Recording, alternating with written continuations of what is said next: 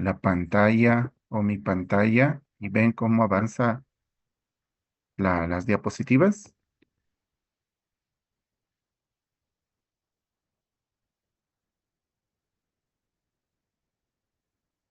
¿Sí? ¿Podemos ver eso o no Se ve avanza? la primera diapositiva, doctor. Pero no avanza, ¿verdad? No, no avanza. Pensé que ya lo había solucionado. Ahora, ¿tampoco? No, doctor. Ok, lo vamos a hacer igual que el día.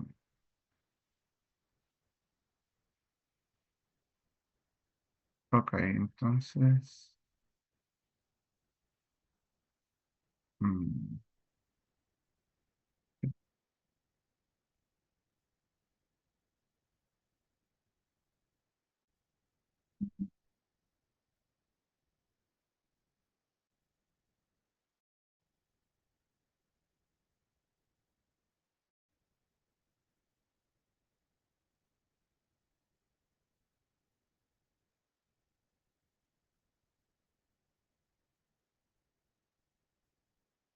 ok, lo voy a hacer. Ahora, ver mi pantalla.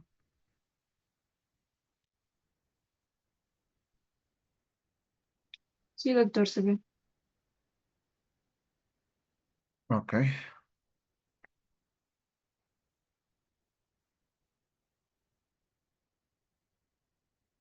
ok.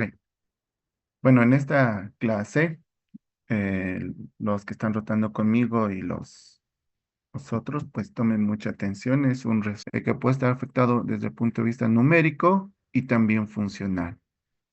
Este doctor J. L. Casanova, que es uno que se ha dedicado mucho a- en relación a la investigación de los errores innatos de la inmunidad, nos dicen que es de origen monogénico, con resistencia o susceptibilidad a infecciones específicas, ¿sí? Pero me gusta más esta definición que creo que engloba todo lo que estamos mencionando. Un poco de historia ya para el año 1922, este doctor Schutz describió pacientes con lesiones gangrenosas en faringes asociados a neutropenias graves. Sí, ya para el año 26 al 41, Madame Louise Barr redescribió una enfermedad que se llama ataxia telangiectasia, que previamente fue descrita por Silava y Jenner, que describieron a niños que tenían alteraciones neurológicas asociadas a telangiectasia conjuntival. Luego tenemos estos dos autores, Thorpe y Hanley, con candidiasis mucocutánea. Este otro doctor, el señor Alfred Wiskott, describió en dos familias con niños que tenían trombocitopenia congénita, tenían pequeñas plaquetas, el estudio microscópico, diarreas sanguinolentas y otitis medias agudas o recurrentes. ¿Sí? Ya para el año 1952, este coronel, que se denomina Butrón, describió a algunos de sus soldados, sus conscriptos, que no tenían inmunoglobulinas humanas. A esto le llamaron agamaglobulinemia posteriormente de Butrón o agamaglobulinemia ligado al X, que solamente afectaba a pacientes del sexo masculino. ¿Sí? De ahí tenemos otros, como es el síndrome de hiperigeme con Johnny Way. También tenemos, por ejemplo, el síndrome de hiperigeme que posteriormente por Petrier y Tsukada empezaron a describir la deficiencia de CD40 y CD40 ligando en el síndrome de hiperigeme. Y así podemos ir describiendo varias descripciones de mutaciones a lo largo de la historia. ¿Sí? En 1968 se realizó el primer trasplante compatible de HLA en pacientes que tenían una inmunodeficiencia combinada severa o síndrome de Wiskott-Aldrich. ¿Sí? También otra de las terapias que se puede utilizar muy aparte de trasplante es el reemplazo enzimático en la inmunodeficiencia combinada severa con defecto de ADA. Ya para el año 1955 se describió por primera vez al niño burbuja de plástico. Es este niño que tenía una inmunodeficiencia combinada severa. ¿Qué significa eso? Que tenía la afectación tanto celular como humoral.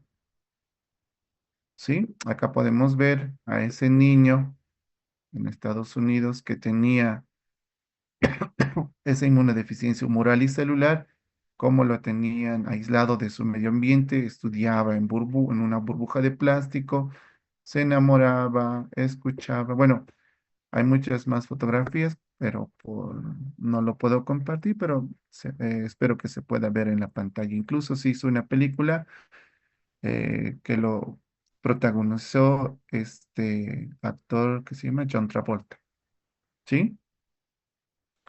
Ya para el año 2017 se empezó a describir el genoma humano, se pudo desglosar todo el genoma humano, ¿no? Y ahí podemos ver que de a poquito se han ido describiendo algunas mutaciones. Y por último, lo que podemos ver es que se han optado por terapias génicas, recién autorizadas en algunos países por el año 17 o por el año 2010, etcétera, etcétera. ¿Sí? Cuando nosotros hablamos de clasificación, tenemos que entender desde el punto de vista más práctico. Hay sociedades, tanto latinoamericanas como europeas, sobre inmunodeficiencias primarias que los han dividido en 10 grupos. Aquellas inmunodeficiencias combinadas T y B, los famosos SCIDs o S, C y D, que hemos leído previamente. Síndromes bien definidos con inmunodeficiencias, aquellos niños o adultos que tienen características fenotípicas a nivel o rasgos faciales asociados a inmunodeficiencias primarias. Tal es el caso de síndrome de George, ataxia telangiectasia, tenemos ahí el síndrome de Hiper-IgE con sus características faciales, deficiencias predominantemente de anticuerpos, son aquellas inmunodeficiencias que son las más frecuentes dentro de estas aquellas inmunodeficiencias asociadas a falla de médula ósea. Sí, podemos ver que hay 10 grupos y desde el punto de vista de la epidemiología, sabemos esto para el año 2022, que fue la última actualización. Sabemos que estos 10 grupos, la que con mayor frecuencia se describe a nivel mundial, no solamente a nivel europeo, son los defectos de la producción de anticuerpos en más del 50%. Luego tenemos los defectos de la inmunidad innata en un 15%. Luego tenemos los defectos de la fagocitosis en un 10,3%. Luego los defectos del complemento. Y por último tenemos las inmunodeficiencias bien definidas en un 6% y el restante, pues las demás, bueno, los demás grupos, ¿no? Entonces, primero tenemos los perdón, las inmunodeficiencias por defectos de la producción de anticuerpos, o perdón, estas son las inmunodeficiencias combinadas, hay un error ahí, combinadas. Luego tenemos los defectos de la fagocitosis, los defectos del complemento y otras inmunodeficiencias bien, o, bueno, bien definidas o sindromáticas, ¿sí? Ok, vuelvo a repetir, hubo un error mío. Es deficiencia de anticuerpos combinadas severas, defectos de la fagocitosis, defectos del complemento y por último las inmunodeficiencias bien definidas en estos porcentajes, ¿no? Para el año 2022. ¿Ok? Acá podemos ver también cómo a lo largo del tiempo se han ido describiendo los genes involucrados ya para el año 2022. Se han podido describir más de 485 genes afectados. ¿Ok? Y acá también podemos ver lo mismo, ¿no? Defectos humorales, defectos en la inmunidad innata, defectos asociados a síndromes, ¿no? Entonces podemos ver los genes que se han ido describiendo en cada uno de estos grupos, las cuales pues se han ido viendo a lo largo del tiempo y a medida que pasa el tiempo, pues esta curva va creciendo, ¿no? Y se sabe más acerca de estas inmunodeficiencias primarias. Lo que tenemos como epidemiología, entre comillas, en el hospital del niño y también en el hospital materno infantil, tenemos este tipo de inmunodeficiencias que pues se han descrito, ¿no? A gamma-globulinemia ligado al X o de Butrón de 19 años, tenemos uno de 12 años que ha fallecido, además este tenía Guillain-Barré, tenemos a un niño en el hospital ahora del niño que recibe inmunoglobulina humana que tiene a gamma-globulinemia ligado al X, ataxia telangiectasis que también hace 2 años falleció, un Wisco-Daldrich, una granulomatosa crónica, una deficiencia común variable, es una niña que tiene esta inmunodeficiencia. Tenemos un síndrome de hiper-IgM, que ya lo conoció un grupo, a gamma globinal con linfocitos B normales, es igual a otro niño que viene al hospital, y la deficiencia de IgA selectiva. Si nos hacemos recuentos, encontramos una, dos, tres, cuatro, cinco, seis pacientes que tienen defectos en la inmunidad humoral, ¿no? Entonces sí se asocia a lo que nosotros o la literatura nos dice.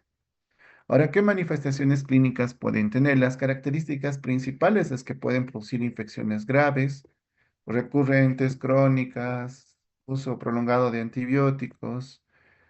Tenemos que a veces se suspende la terapia antibiótica y vuelve el proceso infeccioso, requieren hospitalización. Pero además, estos se pueden asociar a síntomas de alergia. Hay algunas inmunodeficiencias que pueden catalogarse o pueden estar asociadas a alergias. Pueden tener alergia alimentaria, rinitis, asma, dermatitis atópica o aquellos que pueden tener autoinmunidad. Hay inmunodeficiencias que además de tener infecciones graves, por ejemplo, enfermedad granulomatosa crónica, un defecto de la fagocitosis, se puede asociar a autoinmunidad. Además pueden tener lupus o artritis. ¿Sí? Autoinflamación, como les dije, pueden tener procesos inflamatorios, no necesariamente fiebre por infección, pueden asociarse a procesos neoplásicos. El ejemplo que tenemos, que ya vieron algunos de sus compañeros, es Franco, que tiene un síndrome de hiper-IgM, pero además tiene linfoma. No, bueno, desarrolló durante el tiempo un proceso neoplásico o en muchos casos pueden ser hallazgos nada más y pueden tener un tipo de inmunodeficiencia y no tener ninguna manifestación. Ese es el caso de la deficiencia de IgA selectiva. ¿Sí? Acá pues nosotros podemos ver en este cuadrito que pueden tener infecciones recurrentes, severas, inusuales y muchas veces pues raros hallazgos, ¿no?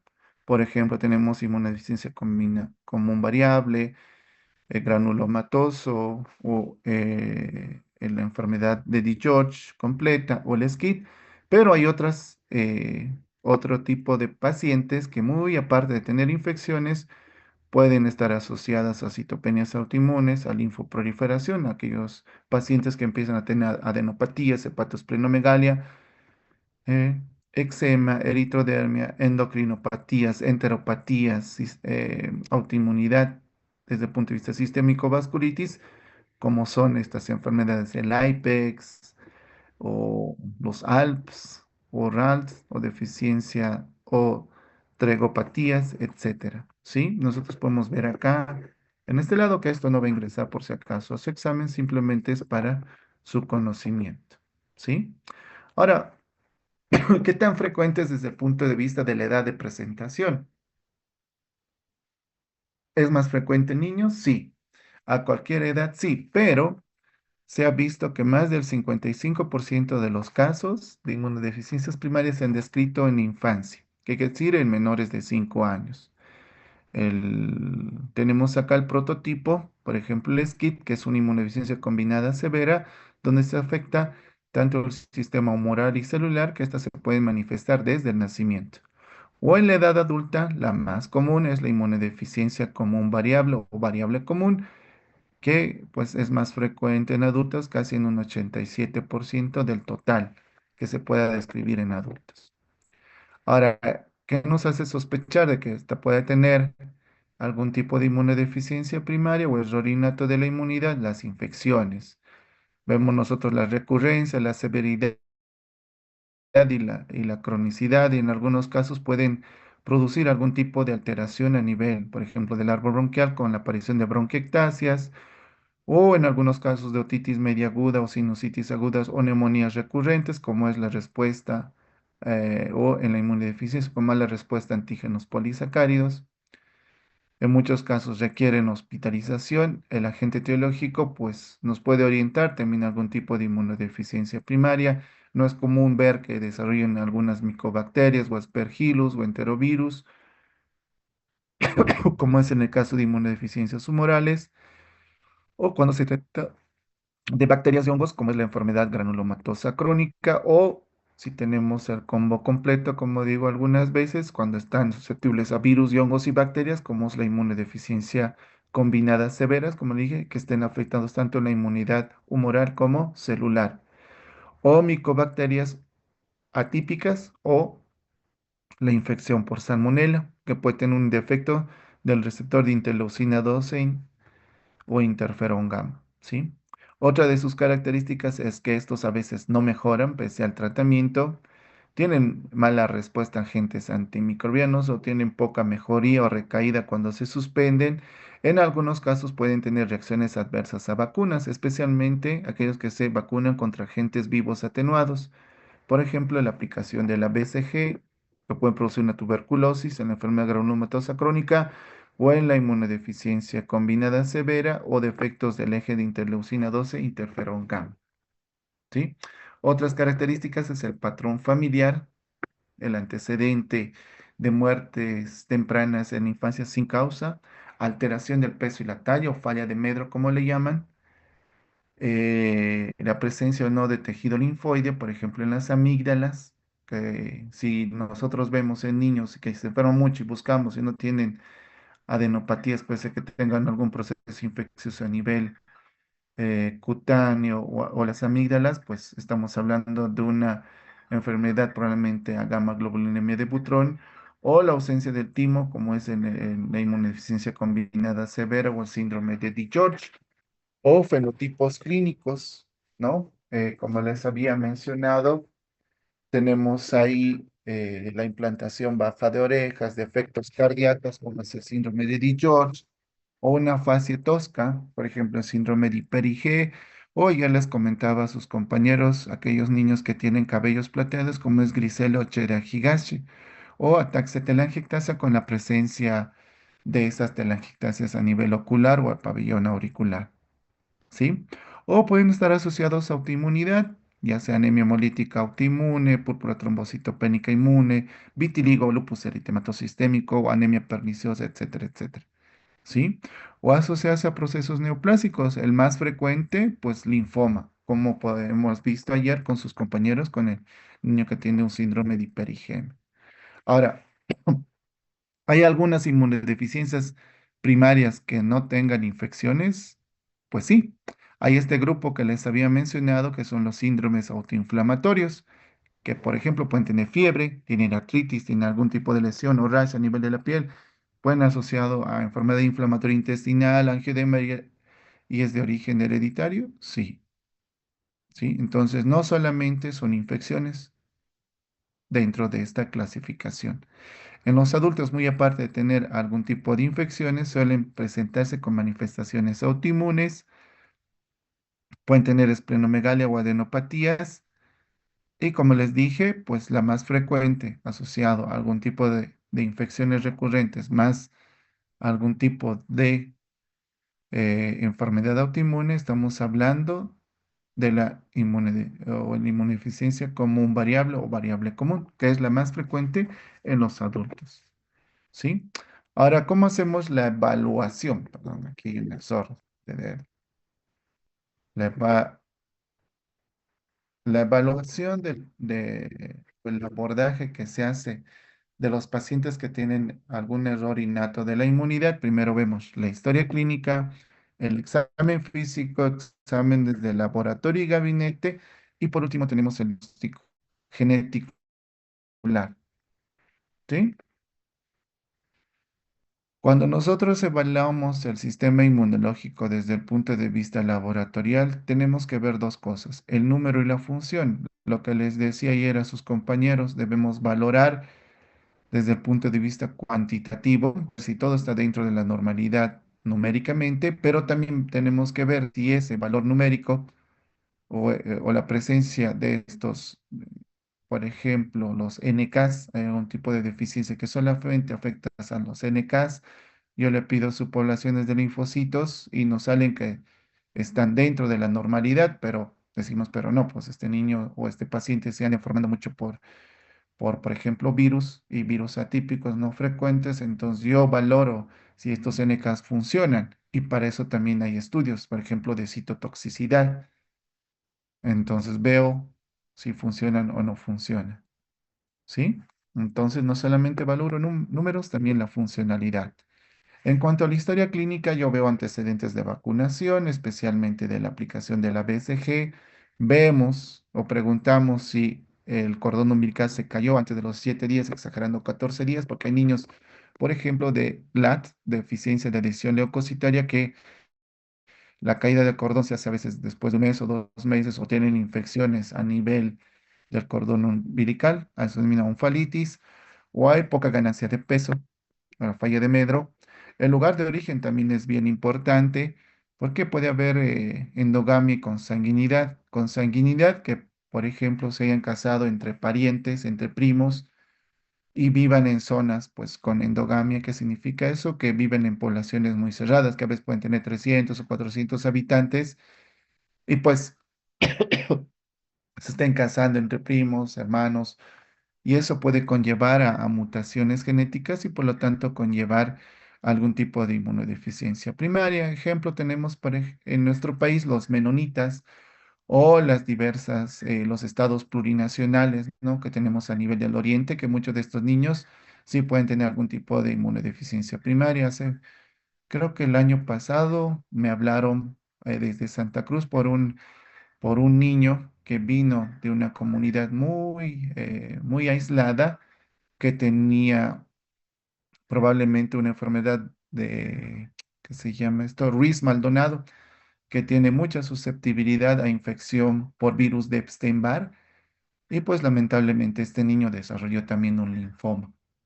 ¿Sí? Este niño, pues, muchos de nosotros en algún momento nos hemos enfermado por virus de Epstein-Barr, pero pues no tenemos ningún tipo, o sea, nuestro sistema inmunológico que es competente lo puede controlar y ahí permanece dormido. Pero en el caso de este niño, pues no lo puede controlar y pues el virus de Epstein-Barr es bien oncogénico. Entonces, además de tener o no poder controlar el virus de Epstein-Barr, ha desarrollado un linfoma cutáneo, ¿no? Eso es bien importante. También aquellos pacientes que son ligados al X, por ejemplo, la gamma globulina de Butrón o el síndrome de Wisco-Dalrich, que pues es como quien dice, el varón expresa la enfermedad y la mujer es la portadora. O puede ser autosómico dominante o recesivo, ¿sí? En cuanto a las infecciones, tenemos que ver el tipo de infección, órganos y tejidos afectados, la gravedad, la patogenicidad de microorganismos, la epidemiología de las infecciones y la recurrencia cuando valoramos infecciones. Ejemplo, si nosotros tenemos deficiencia de los linfocitos B, ¿qué es lo más frecuente? La deficiencia de anticuerpos, porque los linfocitos B son aquellos que producen los anticuerpos. Vamos a ver infecciones del sitio de infección afectados más el tracto pulmonar o gastrointestinal, en algunos casos articular o del sistema nervioso central. Los gérmenes más frecuentes son aquellos gérmenes encapsulados como es estreptococo, hemófilos influenza. Ahí también puede estar involucrado estafilococo, polio o micoplasma. Y así podemos ir desglosando cada uno de estas, algunos defectos, por ejemplo, de los linfocitos T o de la fagocitosis del complemento. ¿Sí? Si en un momento vamos a preguntar algo, van a ser especialmente aquellos asociados a linfocitos B, porque eso es lo más frecuente. Sí, los otros son infrecuentes, pero es solamente para su conocimiento. A mí lo que me interesa más es que ustedes sepan este cuadrito más que los otros. Ahora, se han diseñado dentro del abordaje de aquellos pacientes que tienen algún tipo de inmunodeficiencia primarias, la Fundación Jeffrey Model, que es creada por este niño burbuja, que le digo los padres de este niño que no tenía una deficiencia moral y celular, pues fue quienes, eh, por mucho esfuerzo y mucha insistencia, fundaron esta fundación. Y ellos dijeron, pues no queremos que niños, igual que mi hijo, o sea, que su hijo, no sepan qué hacer o no sepan identificar y luego estén muriendo a temprana edad. Es por esa razón que agarraron a un grupo de médicos, investigadores, dijeron, no puede haber algo que las personas o los médicos puedan describir y nos digan, no pueda tener este niño o este paciente algún tipo de inmunodeficiencia primaria. Y así pues lograron identificar 10 señales de peligro para el desarrollo de una inmunodeficiencia primaria. Acá tenemos tanto para niños como para adultos. Hay algunas diferencias, ¿no? Infecciones de oído, nariz o garganta tenemos igual, cuadros de sinusitis al año, dos o más igual, de neumonías igual, pero acá dice 2 o más meses de antibióticos y mejorías. Aquí nos hablan de infecciones virales recurrentes, herpes, verrugas o condilomas, 2 o más infecciones graves o sepsis. Aquí nos habla ya de tuberculosis atípica, aquí de falla de Medro o diarrea crónica, y aquí no nos habla sobre diarrea crónica. Entonces, hay algunas diferencias para que puedan en niños decir, "Ah, ok, puede tener algún tipo de inmunodeficiencia primaria o en adultos también. Sí, hay algunas diferencias entre este cuadro y este cuadro. Ayer los estudiantes que están rotando conmigo pudieron ver a este niño que tenía un síndrome o pues tiene un síndrome de hiperigeme. Ustedes van a ver que cumple mucho de estos signos de alarma. ¿Sí? Al examen físico de los niños, pues pueden tener un montón de peculiaridades, como es variable. Ejemplo, acá tenemos al niño con Chedia Higashi, tienen ese cabellito plateado, o esta fase es de pajarito, como le llaman, un síndrome de George. Defectos del LAT, pueden tener infección a nivel del cordón umbilical, una onfalitis, difícil cicatrización, la telangiectasia, ausencia de las amígdalas, como es la gamma globulina de Butrón. Acá tenemos un síndrome de hiper-IgE con su facies tosca. Acá tenemos una infección por tuberculosis, probablemente una enfermedad granulomatosa crónica. Acá tenemos a Ramoncito, que era un niño que tenía un síndrome de Wisco-Dalrich con sus petequias, sangrados, infecciones en la piel o infecciones sinopulmonares. O acá tenemos un síndrome de Omenn, que es una inmunodeficiencia combinada severa. ¿Sí? Pero desde el punto de vista práctico, este cuadrito me gusta, son aquellas manifestaciones infecciosas que pueden afectar cualquier órgano, ¿sí? Boca, uñas, sangre, huesos, a nivel gastrointestinal, pulmón, pero también puede haber manifestaciones no infecciosas, pueden tener alopecia, cabello plateado, como les decía, ojos y oídos, telangiectasias, corazón, pueden tener alguna cardiopatía congénita conotruncal, pericarditis o miocarditis a repetición. Pueden tener algún tipo de alteración a nivel de los huesos, a nivel de la sangre, a nivel gastrointestinal, pulmonar, boca o piel. ¿Sí? Manifestaciones infecciosas, pero también manifestaciones no infecciosas. Pero tienen algún tipo de inmunodeficiencia o error innato de la inmunidad. Ahora, desde el punto de vista del laboratorio, por favor, si en algún momento se corta, van a, reingresar nuevamente por el mismo link. ¿Ya? Desde el punto de vista de laboratorios, si nosotros sabemos que la inmunodeficiencia más común es aquel grupo, más del 50%, que es la inmunodeficiencia humoral, tenemos que pues pedir primero una biometría hemática y luego niveles de inmunoglobulinas. En la biometría hemática yo voy a ver si existe anemia, si existe leucopenia o leucocitosis, neutropenia o neutrofilia, o en algunos casos, como el efecto de LAT o deficiencia de adición leucocitaria, puede tener leucocitosis o voy a tener neutropenia. de forma continua o de forma cíclica. Puede tener plaquetopenia, por ejemplo, un niño que tiene 2 años con infecciones de la piel, que tiene dermatitis, tiene sangrados, yo le hago una biometría hemática y pues tiene plaquetopenia, probablemente esté tratándose de un síndrome de Wiskott-Aldrich.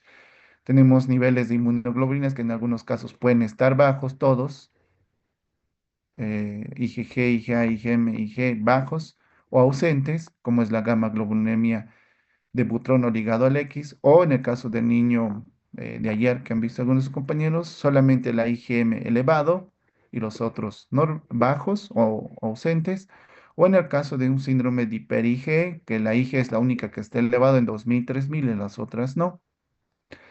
Y si yo quiero ver la citometría de flujo, puedo ver el componente celular, como es los linfocitos CD3, CD4, CD8, CD16, 56, CD19, 20, que es lo más común, o puede ver la expresión de proteínas o citoquinas por mediante esta técnica, ¿no? De valoración.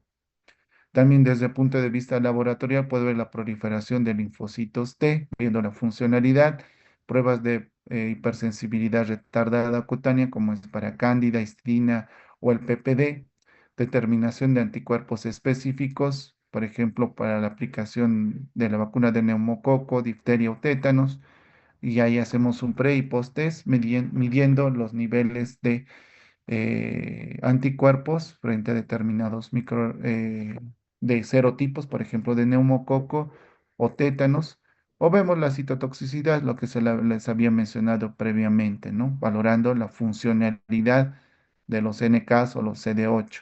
¿Sí? En algunos casos podemos utilizar exámenes de gabinete como es la tomografía, radiografías, ecografías, etcétera, etcétera.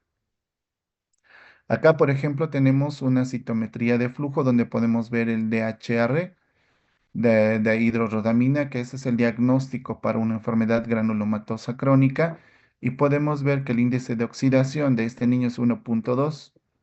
Lo normal es de entre 50 a 300, como dice acá, pero este apenas tiene 1. Es decir, esta curva que nosotros vemos debería ir hacia este lado. Esta columnita verdecita es de un niño sano. Si yo mido con la citometría de flujo y lo tiño con esta de hidrorrodamina, debería ir esta curva hacia este lado verde, pero de este niño, pues se queda acá, se estimula y se queda ahí. Entonces no hay un índice de oxidación adecuado y por lo tanto, pues nos orienta que este niño puede tener una enfermedad granulomatosa crónica, un defecto de la fagocitosis. ¿Sí? Entonces, lo primero que nosotros pedimos es, o en la evaluación o en el diagnóstico, es una historia clínica, un examen físico, vemos el peso y la talla, pedimos laboratorios, vemos el conteo de leucocitos y el diferencial, siempre vemos no alteraciones o no, niveles cuantitativos de inmunoglobulinas como es el GMA o E. Ya en estudios ya más de especialidad, ya vemos alguna respuesta específica a anticuerpos, respuesta a la vacuna antineumocócica pre y post, análisis de subclases de IgG, luego tenemos pruebas intradérmicas para cándida, tétanos, estudios de linfoproliferación, el examen estallido oxidativo del neutrófilo, como es el NBT o el DHR o dihidrorrodamina, como se le ha mostrado en la diapositiva previa. Se hace en evaluación del complemento, medición enzimático, estudio de la fagocitosis y por último estudios genéticos, ¿no? Que se pueden realizar. Y el gold de diagnóstico, pues son estos, ¿no? La secuenciación del exoma completo o la secuenciación de un genoma completo, ¿sí? O determinados genes que nosotros podemos solicitar siempre y cuando estemos sospechando de algún tipo de inmunodeficiencia primaria. ¿Ya? ¿Ok? Ahora, ¿cómo se hace el tratamiento o en qué consiste el tratamiento? El tratamiento consiste, primero, del control de la infección. Se puede tratar la infección y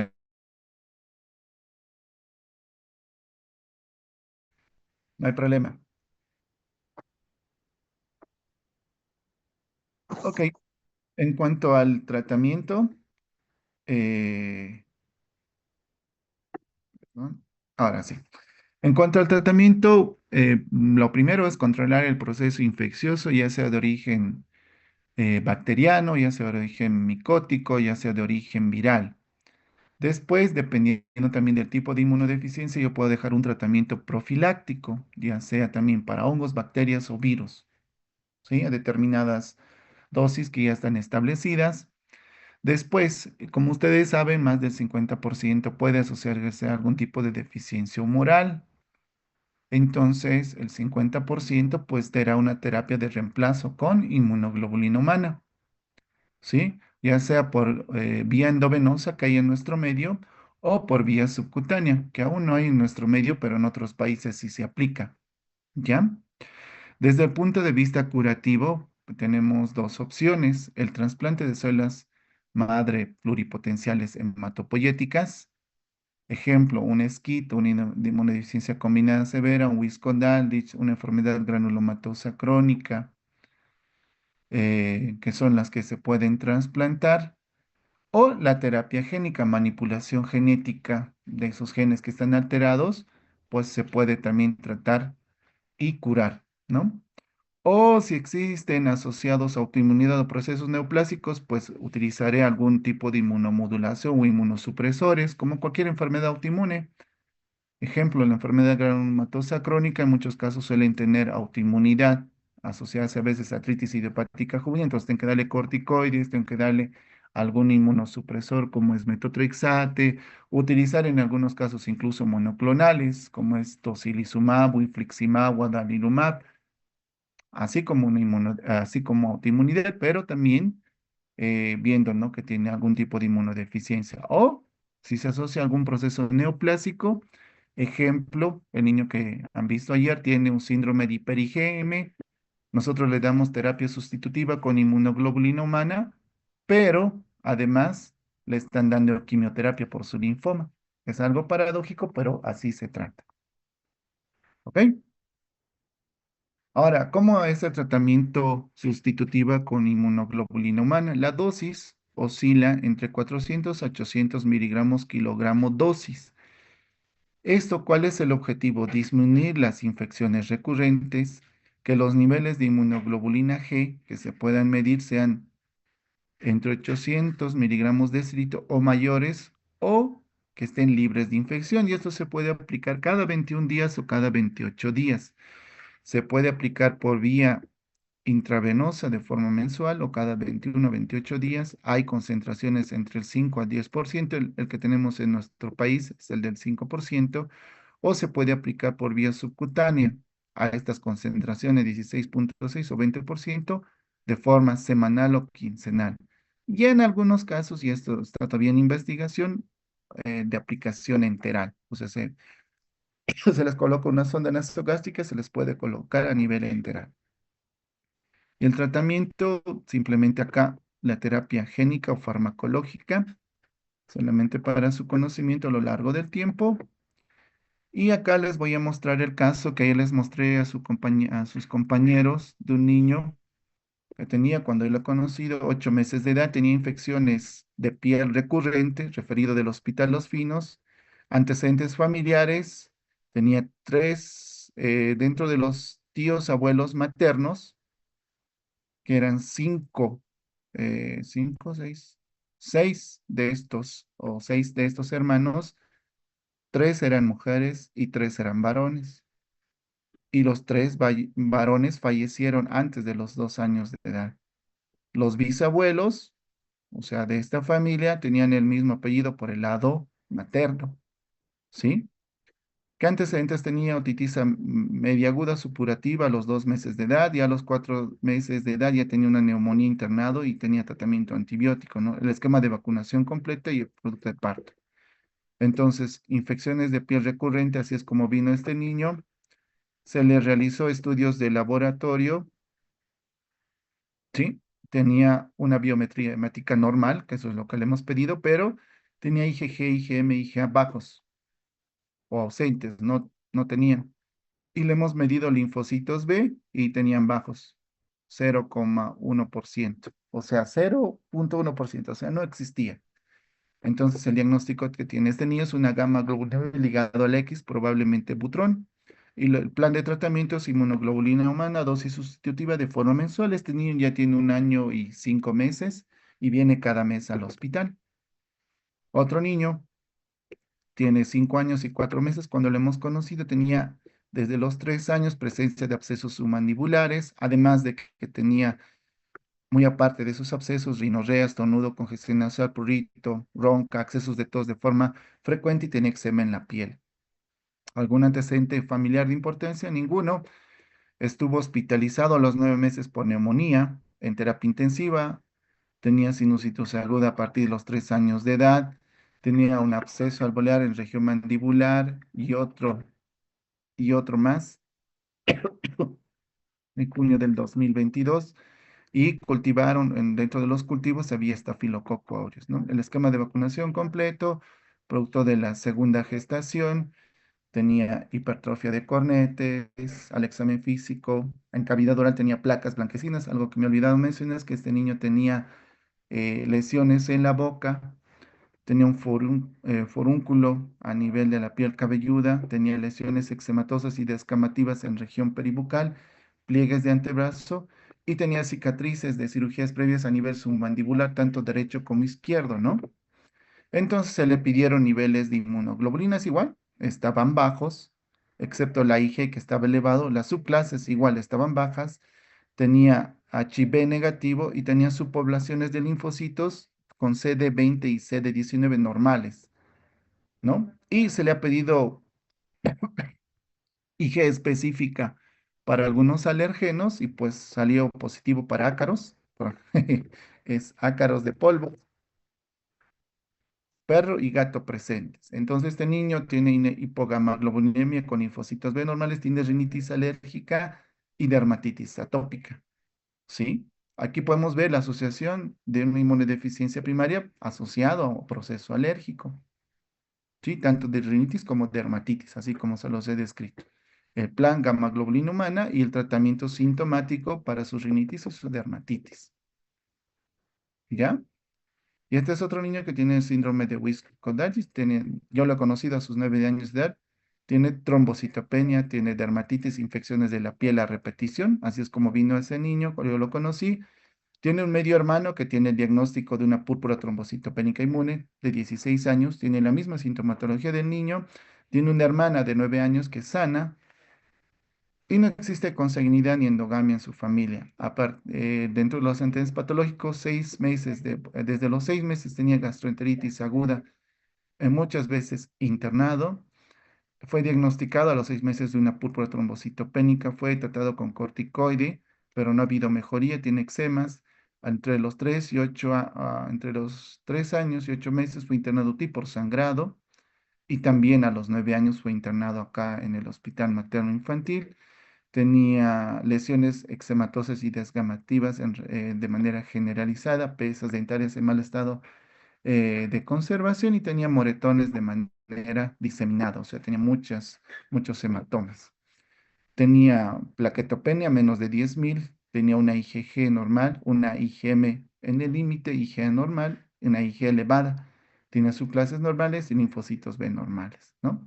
Y a este niño se le hizo la expresión del gen WASP, que es el gen del Wisko-Dandridge, y pues no expresa, ¿no? Se hizo esta medición en Argentina, la mamá fue a la Argentina ya con esa sospecha diagnóstica y le hicieron, ¿no? Una determinación del gen WASP.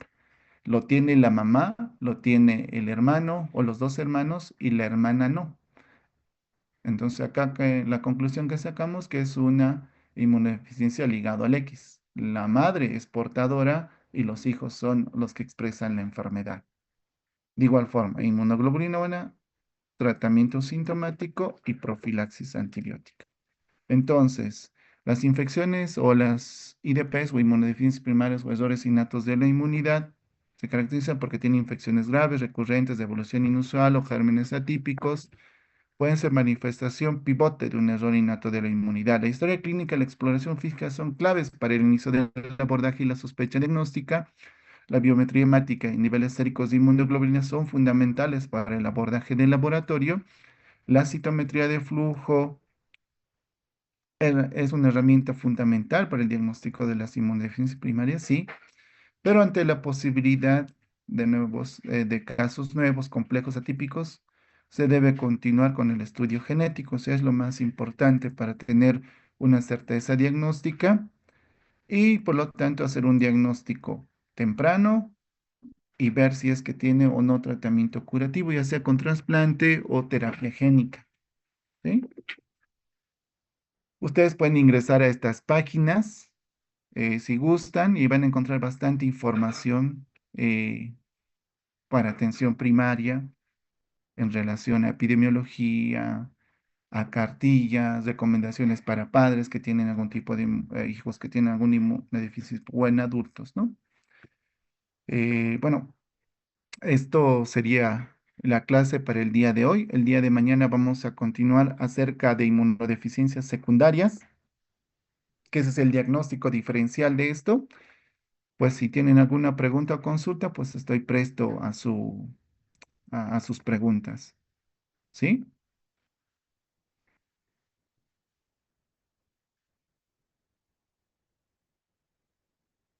Pregunta o consulta. Espero que a los estudiantes que están rotando conmigo, pues ya tengan bien claro lo que ayer se expuso, ¿no? Que les dije que el día de hoy les iba a dar respuesta a todo lo que ayer les había preguntado. ¿Sí? Sin nada más que decir, pues no, me despido y nos vemos el día de mañana a la misma hora para la otra clase. ¿Ok? Que les vaya bien, que tengan buen día. Hasta luego. Gracias, doctor. Hasta luego. Bye, doctor.